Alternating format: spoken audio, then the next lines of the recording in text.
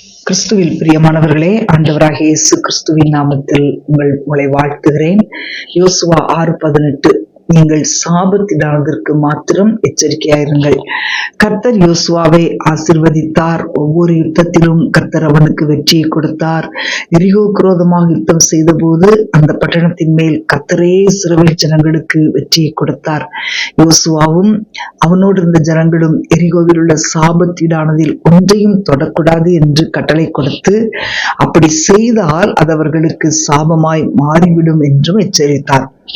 தேவன் தம்முடைய பிள்ளைகளுக்கு ஒரு காரியத்தை செய்யும் முன்பு அவர்கள் என்ன செய்ய வேண்டும், என்ன செய்யக்கூடாது, எப்படி நடந்து கொள்ள வேண்டும் அப்படின்னு சொல்லி தெளிவாக சொல்லி அவர்களை எச்சரிக்கிறார். அன்பான தேவனுடைய பிள்ளைகளே, ஒருவன் சுயநீதி உள்ளவனாய் வாழ வேண்டும் என்று எண்ணுவதை விட தேவனுடைய கட்டளைகளை பின்பற்றுவதில் மிகவும் கவனமாய் இருக்க வேண்டும். இப்போ தேவன் ஒரு காரியத்தை சாபம் என்று சொல்வாரானால் அது சாபம்தான். தேவன் தாம் சொன்னதை திரும்ப அதை பெறுவதே இல்லை. அன்பான தேவனுடைய பிள்ளைகளே, உங்களுடைய வாழ்க்கையிலும் கூட தேவன் எதை சொன்னாலும் அதை அப்படியே செய்யுங்கள். அதே வேளையில் அவருடைய பிரமாணங்களில் நீங்கள் நடந்து கொள்ள வேண்டும் என்று கர்த்தர் விரும்புகிறார். அவர் ஒன்றை சொல்லும் போது எதிர்த்து கேள்வி கேட்கவோ அல்லது வாக்குவாதம் செய்யவோ வேண்டாம்.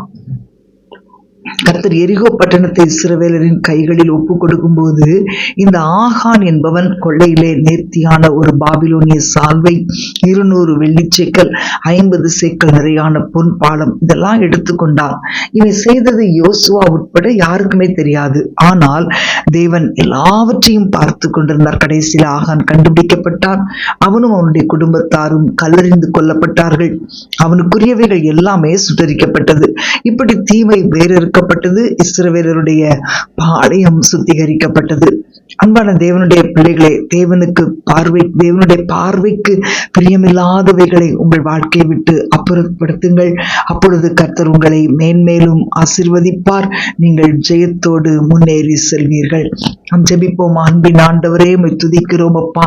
உம்முடைய பிள்ளைகளின் வாழ்க்கையில் எல்லா வழிகளும் அடைக்கப்பட்டு அவர்கள் தடுமாறி கொண்டிருக்கிறதை நீர் பார்க்கிறீரே.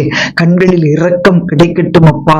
இயேசுவின் நாமத்தில் எல்லா சாபத்தீடான காரியங்கள் உம்முடைய பிள்ளைகளின் எல்லைகளை விட்டு வெளியேறுவதாக. உம்முடைய பிள்ளைகளின் எல்லைகளில் ஆசீர்வாதம் வரட்டும் அப்பா. பிள்ளைகளுக்குரிய ஆசீர்வாதம் வரட்டும். எதிர்காலங்களுக்குரிய ஆசீர்வாதம் வரட்டும். பிசினஸ்க்குரிய ஆசீர்வாதங்கள் வரட்டும். ஆவிக்குரிய ஆசீர்வாதங்கள் வரட்டும். எல்லாவித ஆசீர்வாதங்களையும் உம்முடைய பிள்ளைகள் சுதந்தரிப்பார்களாக. ஆண்டவரே, இயேசுவின் நாமத்தினால் உம்முடைய பிள்ளைகளை நீர் ஆசீர்வதிப்பதில் நீர் பிரியமாயிருக்கிறீரப்பா. குடும்பங்களுக்குள்ளாக நன்மைகள் நடக்கட்டும். சகல ஆசீர்வாதங்களையும் கொடுத்து வாழ வைப்பீராக. எல்லா சாபத்தீடானதிலிருந்து உம்முடைய பிள்ளைகளை பாதுகாத்துக் கொள்ளும் அப்பா. உம்முடைய கரத்தில் ஒப்புக் கொடுக்கிறேன். இயேசுவின் நாமத்தில் பிதாவே, ஆமேன், ஆமேன்.